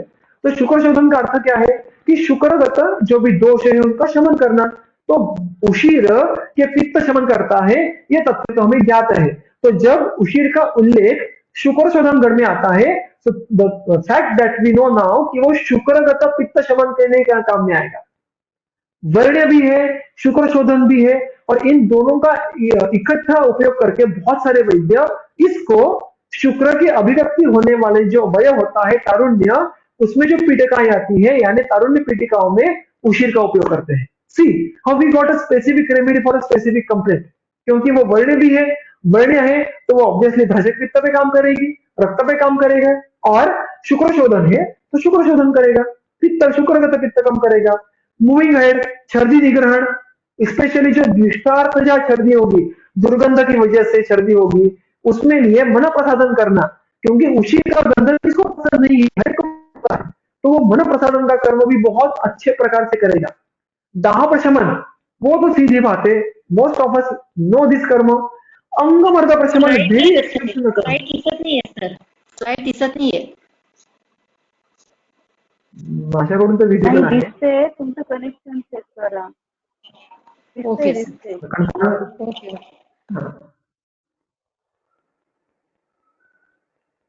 गो टू मीटिंग से जरा काहीतरी इश्यू असतील, fine. I was at angamarda prashamana. तो अंगमर्द ये लक्षण प्राय हम अजीर्ण में, पांडु में, ज्वर में, मुख्यत्वे जब जब रसदृष्टि बहुत बलवान होती है ना, तो हमें अंगमर्द लक्षण देखने के लिए मिलता है। अंगमर्द ये रस प्रदोष के लक्षण है। अब हम अंगमर्द के लिए हम प्रायः गोक्षुर, कंटकारी, ब्रुवती, एरंडमूल इन द्रव्यों के बारे में सोच लेते हैं, लेकिन उशीर जैसा तिक्त रसात्मक कटु विपाक के द्रव्य हम सोच लेते नहीं, क्योंकि हमें पता ही नहीं। अब अंगमर्द पे कार्य करता है, इसका अर्थ है कि वो रसधातु पे कार्य करता होगा। अब अंगमर्द होने में प्रायः दोष वात होता है, लेकिन उशीर तो वात का शमन नहीं करता है। तो और किस प्रकार से अंगमर्द होता है? तो जब सामता होती है तो भी हमें अंगमर्द लक्षण देखने के लिए मिलता है। तो इस प्रकार से हम उसका डिडक्शन कर पाएंगे कि किस किस प्रकार अंगमर्द होगा और किस प्रकार के अंगमर्द में उशीर कार्मुकत होगा। तो नाउ वी नो कि उशीर ये मुख्यत्वे रसगत आम का पाचन करके अंगमर्द कम करेगा। See it is very important input, will go ahead. See और एक एग्जांपल देते हैं अग्र संग्रह का उशीर का। उशीर क्या अग्र का है, कहा है चरक संहिता में सूत्रस्थान 25वें अध्याय में, दाह त्वग दोष स्वेदापनयन प्रलेपनाना। दाह विनो त्वग दोष, त्वग में कोई भी अगर दोष दृष्टि हो, उसमें भी ऑब्वियसली पित्त प्रधान हो तो भी उसमें साथ साथ स्वेदापनयन, जब स्वेद अतिरिक्त हो, स्वेद का अतियोग हो तो भी स्वेदों को कम करने के लिए कितना सुंदर, देखो बहुत सारे मुख्यतः स्त्रियों में ये लक्षण देखने के लिए मिलता है कि मुझे कुछ सालों तक स्वेद प्रवर्तन प्राकृत था या मेरा मूलतः स्वेद प्रवर्तन कम हुआ करता था, लेकिन गए कुछ महीनों में मुझे बहुत ज्यादा स्वेद प्रवर्तन होने लगा है, और उसमें हमें प्रायः मेदो वृद्धि, पित्त वृद्धि के हेतु और अन्य लक्षण देखने के लिए मिलते हैं। उनमें भी अगर स्वेद वृद्धि और स्वेद को दौर्गंध्य हो तो उशीर becomes your drug of choice. See how beautiful it is. And more of that ग्रंथ चरक कहते हैं कि प्रलेपनाना। सो अगर आप आगे जाके भी देखो, मैंने यहाँ पे इसी स्लाइड में नीचे लिखा है कि उसके अलग अलग अध्यायों में बाह्य प्रयोग के लिए बहुत बार रिपीटेशन आए हैं। सो इट सीम्स दैट उशीर अभ्यंतर उपयोग के साथ साथ बाह्य प्रयोग भी बहुत अच्छे से उसका हो सकता है। हर एक द्रव्य का काम करने के जो अलग अलग रूट है वो अलग अलग इंपैक्ट दिखाता है। हर एक द्रव्य सारे रूट से इक्वली एफिशिएंट होगा ऐसा नहीं होता है, यानी जो द्रव्य बस्ती के द्वारा अच्छा काम करते हैं वो द्रव्य लेप के द्वारा भी उतना ही अच्छा काम करेंगे, ऐसी आवश्यकता बिल्कुल नहीं है। जो शिरोविरेचन गण है वो नस्य के द्वारा जितना अच्छा कफग्न कर्म करेंगे उतना अच्छा शायद लेप के साथ ना करें। So that's why it is a very important input कि उशीर ये लेप के द्वारा ये सारे कर्म कर सकता है, जो जिनको अतिस्वेद है, जिनको दुर्गंध्य स्वेद दुर्गंध्य, उनके लिए बहुत लोग कक्षा प्रदेश में, मोक्षण प्रदेश में उशीर चूर्ण का प्रतिसरण करने के लिए कहते हैं। ओके, मूविंग अहेड अगेन, अगर आप देखो चरक संहिता के ज्वर चिकित्सा में जो ज्वर में अलग अलग कषाय योग आए हैं, सिद्ध घृत आए हैं, जो निरुह के योग आए हैं, उनमें भी हमें उशीर इस द्रव्य का उल्लेख मिलता है। उसमें बहुत सारे द्रव्य है, बट देन अ सिंगल द्रव्य कम्स रिपीटेडली इन सिंगल अधिकरण, इसका अर्थ है कि वहां पे वो द्रव्य अच्छा काम कर रहा है। अब देखते हैं ना कि समझो जब जब भी कोई गैदरिंग हो, कोई फंक्शन हो, और जब जब भी कुछ गाने के लिए हमें कोई 4-5 वर्ड चाहिए, या मानो धनवंतरी स्तवन कहना है, और तो हम किसको बुलाते हैं? जिसकी आवाज अच्छी है उसको बार बार बुलाया जाता है। तो जिसको बुलाया जाता है उसकी आवाज अच्छी होगी, ये अनुमान हम लगा पाते हैं। सिमिलरली अगर एक द्रव्य ज्वर के प्रायः निराम अवस्था में बार बार आता होगा, तो हम क्या यहाँ पे निर्णय ले सकते हैं कि वो द्रव्य रसगत रसगत औष्ण्य को कम करने की क्षमता रखता होगा। So that same conclusion we can bring from the Ushira, or it matches with the previous Gana of Angamarda. See how the things are same. हाथी वही है दोस्तों, याद रखिए, हाथी वही है, हम उसको बार बार अलग अलग एंगल से देखने का प्रयास कर रहे हैं। So we will surely know कि ये हाथी इस प्रकार का है, उसको एक शून्य है, उसको 4 पैर है, 2 दांत है बड़े वाले, etcetera. So through different means we are arriving to the same information but with the more and more precision। और जो उसका संदर्भ देखने के लिए मिलता है कि जब जब प्रायः अतियोगजन्य रक्तस्राव है तब तक उशीर का उल्लेख आता है। फॉर एग्जाम्पल जीवादान नाम का जो व्यापक है, उसमें भी हमें जो उशीर है उसका उल्लेख मिलता है रक्त संबंध के लिए। तो ये सारे संदर्भ देखकर अगेन हमने जो देखा था उशीर के बारे में कि वी न्यू कि उशीर का एक बेसिक प्रोफाइल बहुत सिंपलिस्टिक है, तिक्त, कटविपाक and so on. But now we have got much more information. क्या? उशीर का दोषघ्नत्व पित्त, और उसमें भी उष्ण और पित्त का विस्र गुण कम करेगा। रिमेंबर हमने वासा के बारे में 3 गुणों के बारे में चर्चा की थी, और यहाँ पे कैसे कुछ गुण आए हैं, कुछ गुण नहीं आए हैं, कुछ गुण नए हैं विसर्ग जैसे। और स्पेशली अगर वो त्वक दोष पे काम करता है तो वो द्राजक पित्त पे स्पेशली काम करता होगा। इतना स्पेसिफिक गामित्व हमें ग्रंथ के संदर्भों से मिला। I am trying to talk in most simple basic language, जो हम फर्स्ट सेकंड थर्ड ईयर तक भली भांति पहचान जाते हैं, और मानो उसके आधार पर हम इतने सारे अलग अलग जो प्रिसीजन द्रव्यों के बारे में उनको जान पाते हैं। That's why I'm trying to make it very simple and with using very common examples. Okay? दूषों पे कार्य देखो, शुक्रगत पित्त शमन, रसगत पित्त शमन, रक्त स्तंभन, स्वेद अतियोग हर, ये सारे कर्म हम कैसे जान पाए? क्योंकि हमने उशीर के संदर्भ ग्रंथों के द्वारा ढूंढने का प्रयास किया। स्पेशली वो कौन कौन से गणों में है, किन किन व्याधियों में उशीर का उल्लेख बार बार आया है, उशीर का अग्रय क्या है, एंड सो ऑन। और इसीलिए जो 8 अलग अलग द्रव्य थे उनमें जो हमें लगता था कि उशीर के बिना वासा चलेगा, उशीर नहीं तो मैं क्या चंदन का उपयोग करूं? Not exactly. अगर आपको एग्जैक्ट चयन करना है तो आपको इतना डीप में मिनिमम जाना पड़ेगा। मैंने कहा वैसे कि there is no limit for going more and more deeper. Okay, will go to our last example जो आपको और क्लैरिटी देने में मदद करेगा। अगेन थोड़ा अलग, थोड़ा इन ग्रुप सब ग्रुप का ही, लेकिन थोड़ा हटके, जो हम सबको ज्ञात है वो है कुटकी। हम सबको पता है कुटकी, ये हम सबने भेदनी द्रव्य इस प्रकार से उसको याद किया है। हम देखें तो कुटकी भी अगर ऑन पेपर सेम जाता है, तिक्त रसात्मक, उसका अनुरस कटु है, उसका वीर्य शीत है, विपाक कटु है, और उसके गुणरूक्ष लघु है।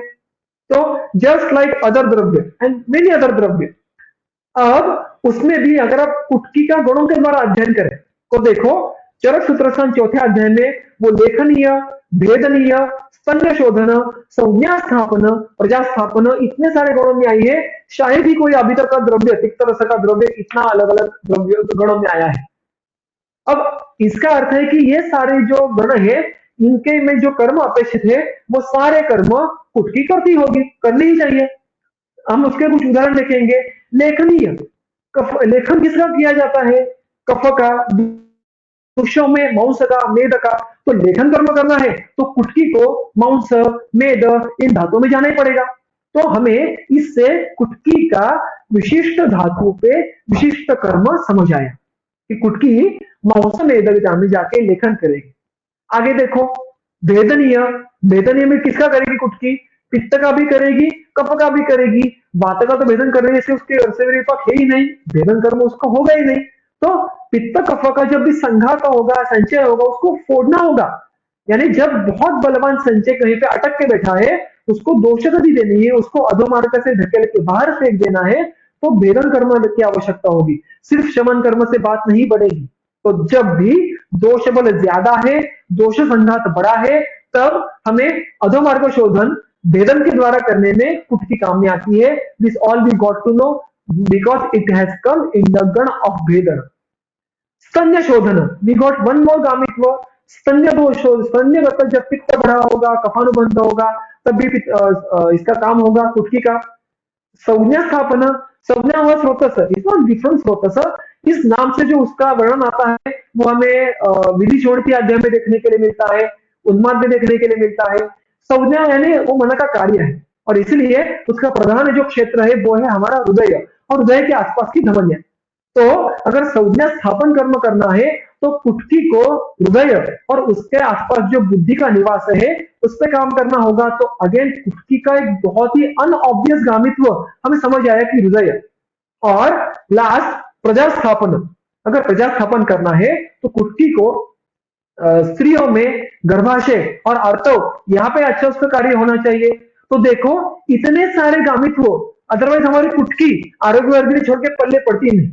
हम उसको आरोग्यवर्धिनी में ही उपयोग में लाते हैं, हम उसको एकल द्रव्य के तौर पे उपयोग करने से शायद कम पड़ जाते हैं, क्योंकि शायद हमें उसकी इतनी सारी जानकारी नहीं है। तो ये सारे संदर्भ देखने के बाद again I am just trying to stick to the very simple simple references, there can be much more to this dravya. Okay, तो इतनी जो थोड़ी बहुत जानकारी अभी हमने देखी, उसके हम क्या क्या डिराइव कर सकते हैं देखो। तो उसका मांस में तो गामित्व है। अब अगर मुझे मुख्यत्वे उसको मांस ये दुष्य होने वाले कुष्ठ इस व्याधि का कर्म, व्याधि में उसका काम करवा के लेना है, यानी कुष्ठ व्याधि में जो भी मांस में बहुत ज्यादा अगर पित्त कफ का संचय होगा तो उसका हमें भेदन करना है। तो मुझे कुटकी को कुष्ठ के संप्राप्ति के विपरीत काम करने के लिए उसको हमें उसके पीछे कुछ तो इंजन लगाना पड़ेगा मानो, या ड्राइविंग फोर्स देना पड़ेगा। और इसीलिए जब आरोग्यवर्धिनी जैसे द्रव्य में आधा हिस्सा कुटकी का है और उसको भावना दी जाती है निम्ब जैसे द्रव्य का। अभी निम्ब ये भी इसी प्रोफाइल का द्रव्य है, लेकिन उसका विशेष व्याधि प्रत्यनिक कर्म है कुष्ठग्न। अगर आप देखो तो वो भी जो गण है उसमें कंडुग्न इस गण में आता है। कुष्ठ अगर चिकित्सा देखो तो निम्ब के इतने सारे संदर्भ कुष्ठ में देखने के मिलते हैं। देयर आर मल्टीपल रिपीटेशन, वामक द्रव्य के हिसाब से है, शमन द्रव्य में, सिद्धगुरुत में है, कषायों में है। तो निम्ब इज ए ब्यूटीफुल कुष्ठग्न द्रव्य। तो निम्ब पत्र रस की भावना देने की वजह से आरोग्यवर्धिनी में जो कुटकी है वो स्पेसिफिकली मांस पे अधिक काम करेगी। और इसीलिए आप देखोगे कि फलश्रुति में भी जब आता है कि मल विशोधिनी, ये जो आता है ना आरोग्यवर्धिनी का जो फलश्रुति, उसके बारे में जब फड़के शास्त्री उनके पुस्तक में जो वर्णन करते हैं वो कहते हैं कि ना ही स्थूल मल, जो खमल है यानी जो मांस के मल है, अगर मांस के मल यानी क्या, कान में मल अधिक होना, नासा मल, जो हमारे अधोद्वय सप्तशिरसी, ये जो सारे ख है उनमें अगर ज्यादा मलोत्पत्ति हो रही है तो वो भी मल कम करने की क्षमता आरोग्यवर्धिनी में है। सी कुटकी का कर्म कैसे स्पेसिफिकली मांस की खमल तक आके पहुंचा। तो ये सारी बातें we can able to understand, और फिर हम आरोग्यवर्धिनी कुष्ठ और स्थौल्य के परे भी जाकर उपयोग में ला सकते हैं व्हेन वी नो द कुटकी। आगे जाके और एक एग्जांपल देखेंगे, हृदय। कुटकी का हृदयगामी तो हमने देखा, और इसीलिए अगर आप देखो तो पित्तज हृदरोग में हमें चरक और वाग्भट में ये बहुत ही सिंपल सा योग देखने के लिए मिलता है, कुटकी यष्टि, बस इतना ही दो द्रव्य है। और जो वृद्ध वैद्य परंपरा में ये योग बहुत कॉमनली यूज किया जाता है जब पित्तज हृदरोग या पित्त या हृदयगत पित्त का संचय बहुत ज्यादा हो, तो उसके लिए इन दो द्रव्यों का संयोग करके उपयोग में लाया जाता है। तो अब कुटकी का हृदयगामित्व अगर हम समझे तो हृदगत पित्त का संघात का भेदन करना और वहां से पित्त का शोधन करते रहना, ये काम कुटकी कर पाती है और इसलिए पित्त को हृदरोग में उसका योग हमें मिलता है। So these are all interconnected. हमें ये सारे रास्ते अंदर से एक दूसरे को जुड़े हैं। हमें सिर्फ उसके जो गूगल मैप होता है ना, वैसे हमें हर एक वनस्पति का मैप बनाना पड़ेगा। जितना हम जूम इन करेंगे उतना हमें इंटरकनेक्शन देखने के लिए मिलेंगे और फिर एक बार हम उस मैप को समझ ले तो मैप को खोलने की जरूरत नहीं। जस्ट लाइक हम हमारे गांव में, हमारे शहर में, हम हमारे हमेशा घर से कॉलेज मैप लगा के जाते नहीं, because we now know the root by heart. Similarly in this context also हमें वनस्पति इतनी अच्छी समझ में आनी चाहिए कि we should know every vanaspati by heart in this manner. And that's how we were talking about द्रव्य प्रभाव। So ये सारे, so again to summarize what we went through in this lecture, मैंने ये सारे अलग अलग जो इकट्ठा किए थे कि द्रव्य प्रभाव जानने के कुछ मार्ग जिससे हम वनस्पतियों का अध्ययन प्रिसाइजली कर पाएंगे। कि हमने कौन कौन से मार्ग देखे, मैंने जो मार्ग दिखाए वही कह रहा हूं। इट इज नॉट दैट कि इतने ही मार्ग होंगे, लेकिन मैंने जो मेरे अध्ययन में उपयोग में लाए और मुझे विश्वास है कि जो आप भी आपके अध्ययन में सहज रीत्या उपयोग में ला पाओगे, उन मार्गों के बारे में यहाँ पे सिर्फ बाध्यता कर रहा हूँ। एकल प्रयोग कहाँ कहाँ पे आए हैं, या छोटे यौन की चिकित्सा की अवस्था का अध्ययन करना, जो मैंने आपको कहा बीच में, किसी व्याधि या किसी व्याधि अवस्था के अधिकरण में बारंबार उल्लेख जिसका आया है, बार बार जिसका उल्लेख आया है, उस व्याधि में उसका अधिक काम होना, जैसे निम्ब कुष्ठ हमने देखा, उस प्रकार अग्र संग्रह का अध्ययन करना और अग्र संग्रह में किन व्याधि का उल्लेख है, उस दुष्य में किस लक्षण का उल्लेख है, उस लक्षण के विपरीत काम होता है, ये बात समझ के लेना। गणों में समावेश, ये तो हमने बहुत एलाबोरेटली देखा। पर्याय नाम हमने देखे और बहुत सुंदर। निम्ब का पर्याय नाम क्या है, पुयारी, पुय अरि, अरि मतलब शत्रु। पुय, पुय कब होता है, जब भी पाक होता है, धातु पाक, सॉरी दोष पाक होता है तब, और कफ का बल भी उसमें कुछ अंश तक होता है, तब पुयोत्पत्ति होती है। तो इन 8 जो अलग अलग द्रव्य थे, मुस्ता, चंदन, उशीर, ये सारे एक जैसे द्रव्य होने के बाद भी अगर पुयोत्पत्ति हो रही हो तो इनमें से उतना कोई काम में नहीं आएगा जितना निम्ब काम में आएगा। This we get to know with the name puyari. One more interesting reference, किराततिक्त जो कि ज्वरांतक नाम से प्रसिद्ध है, उसका सबसे प्रसिद्ध कल्प है महा सुदर्शन, वो हम सब उपयोग में लाते हैं। लेकिन इतना ही नहीं, उसका एक और जो नाम है वो है निद्रारी। अरि मतलब शत्रु, निद्रा का शत्रु, यानी जो अतिरिक्त निद्रा जिसको आ रही है उसको कम करने के लिए। अब अतिरिक्त निद्रा आने का जो एक सबसे बड़ा ऑब्वियसली कारण है वो है कफ वृद्धि। तो निद्रा के लिए जो कफ वृद्ध रसव स्रोतस, हृदय, संज्ञाव स्रोतस, यहाँ पे भी जब कफ बढ़ा होगा उस कफ को कम करना स्पेसिफिकली कौन करेगा, ना निम्ब, ना उशीर, ना उस्ता, इन 8 द्रव्यों में से किरातिक्त का काम वो है। So this all information and there is many more. मतलब मुझे कभी कभी मन करता है कि मात्र पर्याय नाम इस पे पूरी सीरीज ले लूं, इतना सुंदर विषय है। अर्थात मेरे उसका पूरा अध्ययन नहीं, I am still trying to read and learn, but it is giving me immense help. मुझे ये पर्याय नाम बहुत मदद कर रहे हैं मेरी चिकित्सा में। ओके, सो ये आपको, और ये सब उपलब्ध है, कोई छुपी हुई विद्या नहीं है। अब निघंटू जाओ, ऑनलाइन देखो, आपके गोगटे, फड़के, प्रिय शर्मा में सारे आपको संदर्भ मिल जाएंगे। आपको उसके एप्स मिल जाएंगे जिसको आप में इनके जो निरुक्ति है वो ढूंढ पाएंगे। So it's a different topic all together, but this is a very huge input for us कि पर्याय नामों के द्वारा भी हम द्रव्य का प्रभाव समझ पाते हैं। और इतना आगे जाके मैंने फिर भी बहुत सारे मुद्दे जो आज कवर नहीं समझ पाया, तो भी सामने कर्म विशिष्ट प्रभावजम, मैंने क्या कि विषण प्रभाव, वमन प्रभाव, लेचन प्रभाव, ये तो ग्रंथ में साक्षात आपको उसके सूत्र में, निघंटुओं में स्पष्ट रूप से दिए जाते हैं। तो ऐसा नहीं है कि प्रभाव दिए ही नहीं, आपको ढूंढने पड़ते हैं। Not like that. In many sutra you will find many such prabhava कि ये मेध रसायन है, obvious and so on. So आपके पास उक्त अनुक्त ऐसे बहुत सारे संदर्भ है, उन संदर्भों को आप इकट्ठा करो और एक एक द्रव्य का अध्ययन करो, तो आपका द्रव्य का अध्ययन और उसके आधार पर कल्पों का अध्ययन बहुत ही अच्छे प्रकार से होगा। ये मेरा पूरे आज के सत्र का सार था। ठीक है, तो मेरी जितनी तैयारी थी, जितना विषय मुझे आपके सामने रखना था, मैंने वहां पे अभी पूर्ण किया है। अगर कुछ हमारे पास समय हो और किसी को प्रश्न हो तो हमारे जो ऑर्गेनाइजर्स है उनके परमिशन से हम उसको अभी देखेंगे। सारे